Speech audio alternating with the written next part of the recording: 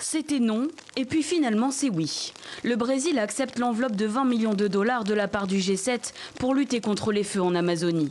Le Brésil est ouvert à recevoir un soutien financier d'organisations et même de pays. Mais le point essentiel qu'il soulève est que ce soutien ne doit pas contrevenir à la souveraineté du Brésil et que la gestion de ses ressources soit sous notre contrôle. Simple, pas vraiment. Après avoir vivement critiqué et rejeté la main tendue du G7, mardi matin, le président brésilien Jair Bolsonaro a posé ses conditions. Premièrement, M. Macron doit retirer les insultes qu'il a proférées contre ma personne. D'abord, il m'a traité de menteur et ensuite, d'après mes informations, il a dit que notre souveraineté sur l'Amazonie était une question ouverte. Cette déclaration fait notamment référence à une suggestion d'Emmanuel Macron proposée à l'issue du G7.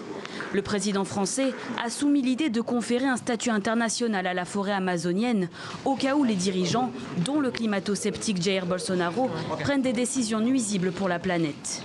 Nous sommes un pays souverain. Quand nous avons des grands événements, nous acceptons avec bonheur et bienveillance la solidarité internationale, parce que c'est un signe d'amitié. Mais surtout, il y a 9 pays en Amazonie. Il y a beaucoup d'autres pays qui ont sollicité notre aide. Et donc, il est important de la mobiliser vite pour que la Colombie, la Bolivie, toutes les régions brésiliennes qui voudraient avoir accès à cette aide internationale puissent l'avoir et puissent reforester rapidement. Un revirement qui intervient dans une situation tendue entre Paris et Brasilia, menaçant même l'accord de libre-échange UE-Mercosur négocié depuis 20 ans. Et pendant ce temps, la forêt brûle toujours. Plus de 1600 départs de feu ont été recensés en 24 heures.